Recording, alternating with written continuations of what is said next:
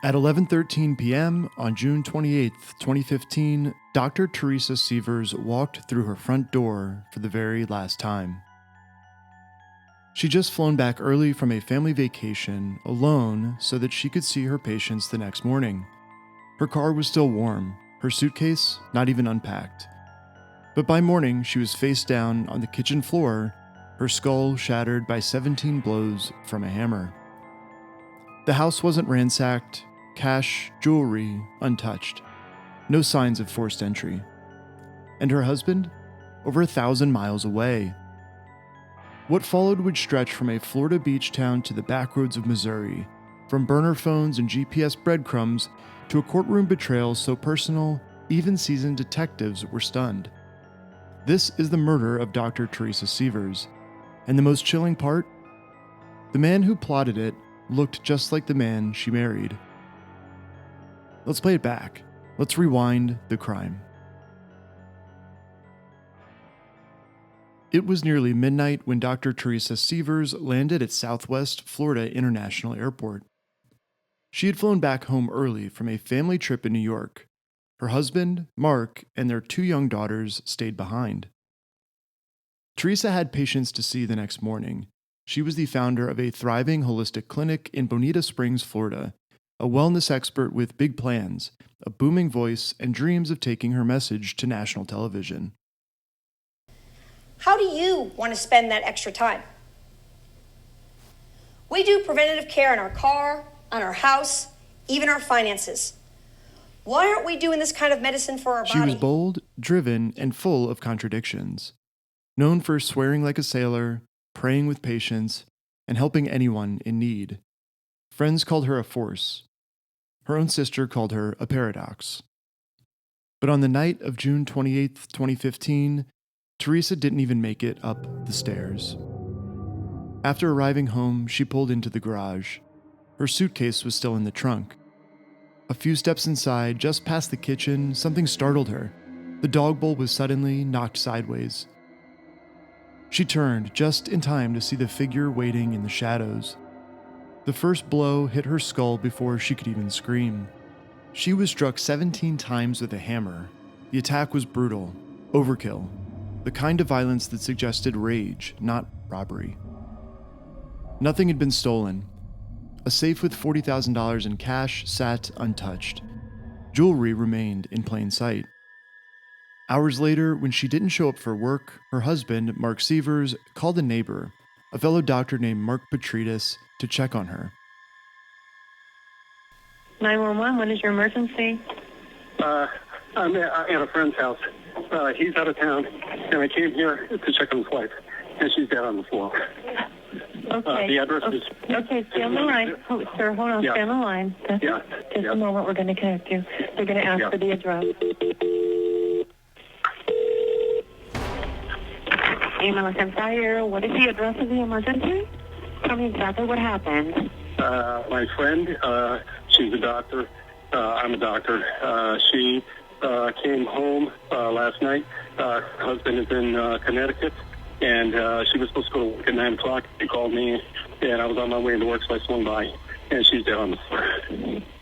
And there's a hammer at the side, and she's bashed in the back of the head. All right, sir, and is she awake? No, she's dead on the floor. She's cold. And The back of her head is bashed in, and there's blood everywhere. Okay. When he opened the door, he found Teresa face down on the kitchen floor. The killer had left no fingerprints, no blood trail, no forced entry. Just one woman and a very deliberate murder. To those that knew them, Mark and Teresa seemed like a team. She was the doctor, he ran the office. While she was healing patients, Mark played Mr. Mom, packing lunches, managing school drop-offs, helping grow their wellness practice in Bonita Springs. They were raising 2 daughters, they had a home, a clinic, a mission. To outsiders, they looked perfect. But that image tragically ended now. At Teresa's funeral, Mark stood at the pulpit, visibly shaken. He said, quote, "I was, and still am, the luckiest man in the world." Her sister, Annie, told detectives, quote, "Mark worshipped the ground Teresa walked on. and Teresa's own mother called their marriage happy, even ideal. But beneath the grief and condolences, investigators had questions. There was no sign of forced entry at the crime scene, which meant someone either had a key or a code. And there was something else. According to Mark's mother, Bonnie Sievers, she had been house sitting when the family was away. She told police she'd armed the alarm system Saturday night, but when she returned Sunday morning, it was off. She told Mark. He said not to worry, that the system had been glitchy. But detectives would later discover that someone had manually disabled the alarm at exactly 6:09 a.m., hours before Teresa's murder. And while Mark had a rock-solid alibi, he was in New York with the kids, the case had begun to drift in his direction. Not because of where he was, but because of who he knew. For nearly 2 months, detectives had no suspects, no witnesses, no clear motive. The hammer that was left behind had no usable fingerprints, no DNA, and the crime scene was clean. But in late August, an anonymous tip came in from southern Illinois. A woman told investigators that her friend's daughter mentioned something strange. Her new stepfather, Curtis Wayne Wright, had gone to Florida that weekend to help a friend with a, quote, IT emergency. Wright, a convicted felon from Missouri, also happened to be Mark Sievers' best friend since high school. The kind of friend Mark once called, quote, a brother from another mother. Wright told detectives he'd been in Missouri all weekend, but his story collapsed under scrutiny. Inside his rental car, investigators found a GPS unit. It had been wiped clean, but forensic techs pulled the data. The route was unmistakable. From Missouri to Bonita Springs, 17 hours down, 17 hours back. And along the way, a dumpling restaurant, where Wright had left a Yelp review. The GPS also paired to an email address, Jimmy Ray Rogers, another career criminal with a history of violence. Surveillance footage from a Florida Walmart showed Rogers and Wright the day before the murder, buying trash bags, wipes, black towels, black shoes, and a lock-picking kit. That's when investigators brought in Rogers' pregnant girlfriend, Taylor Shoemaker. Like after you guys came, I asked him if he went to Florida, and he told me yeah. And then I asked him what he went down there for, and he said to make money. And how much money was he supposed to get for this? Close to $10,000. She told police Jimmy had confessed to killing Teresa with a hammer. She even led detectives to a roadside ditch where she dumped the bloody coveralls he wore during the attack. But the final blow didn't come from evidence from the car or a tip or a confession. It came from Facebook. Rogers' online profile showed a nickname that he had been using long before the murder. Jimmy the Hammer Rogers. The same weapon used to kill Teresa Sievers. Not proof, but chilling. Almost like he was proud of it. 2 men were now in custody, but detectives didn't believe they acted alone, because both of them knew Mark Sievers. Curtis Wayne Wright was no stranger to Mark Sievers. They'd grown up together in Missouri, shared inside jokes, stood at each other's weddings. In fact, it was at Wright's own wedding, just 2 months before the murder, where prosecutors say the plan was born.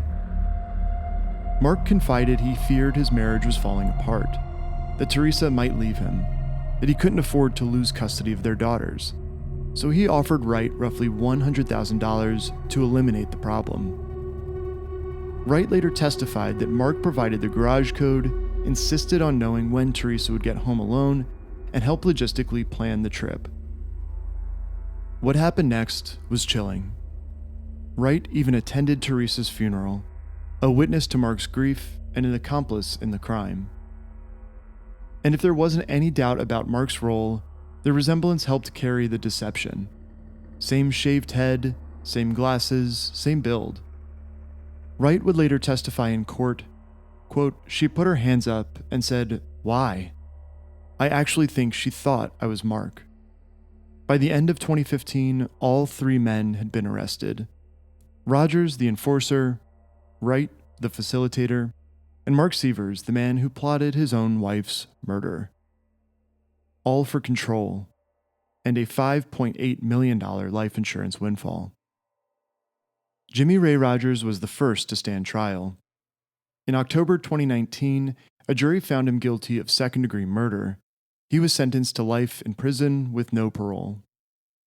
Curtis Wainwright pleaded guilty to second-degree murder in exchange for his testimony. And just to be clear now, you're not saying that it wasn't thought through that Dr. Sievers was supposed to die that night? No, it was going to happen one way or the other. Okay. So she's walking into the house and you picked up that hammer. What is she doing? She didn't stop to sit her purse down there. She actually continued into the. What did she do when you hit her in the head?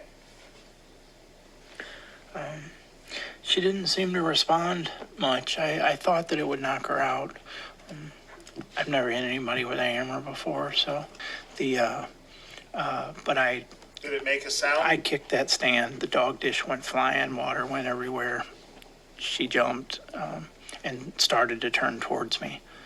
And when she started to turn towards you, what did you do? I hit her. I hit her with the hammer. You hit Dr. Sievers with the hammer? Yes. Where did you hit her? In the head, specifically. I approached her. She was walking away from me and just got to the counter, sat her purse on it. When I kicked that thing, she started to turn towards me. So I didn't hit her hard enough. She continued to turn towards me. She put her hands up and was trying to defend herself. She fought? Yes. She fought for her life? Yeah, she was surprised. I actually think that she thought I was Mark. She said, why? Why would Dr. Sievers think that you were Mark's? His deal was 25 years in prison. Mark Sievers went on trial in late 2019. Prosecutors built their case around digital evidence, burner phone records, GPS data, the Walmart footage, and the most damning of all, Wright's own testimony. He described the entire murder-for-hire plot, how Mark orchestrated it, funded it, fed him details, and never showed a hint of remorse. The jury deliberated for just 4 hours before returning a verdict. Florida versus Mark D. Sievers, case number 15 CF 673B. Verdict. We, the jury, find as follows as to the defendant in this case. Count 1, first-degree murder. The defendant is guilty of first-degree murder. Conspiracy. The defendant is guilty of conspiracy. So say we all, December 4th, 2019, by the foreperson. Would either side like the jury polled? Yes, Your Honor. Ma'am, if I could have you state your name or your juror ID number. Guilty of first-degree murder and conspiracy. At sentencing, one of Mark's daughters pleaded for the judge in a letter. Don't take her father too. She'd already lost her mother. Mark echoed the plea in court, quote, "Our girls have tragically lost their mommy, and now they're about to lose daddy as well." But the judge didn't flinch. On January 3rd, 2020, Mark Sievers was sentenced to death. Mark Sievers remains on Florida's death row. In 2023, the Florida Supreme Court upheld his conviction and sentence. In 2025, a judge granted him an evidentiary hearing to decide whether he'll get a new trial. A man once trusted with Teresa's life is still fighting to save his own.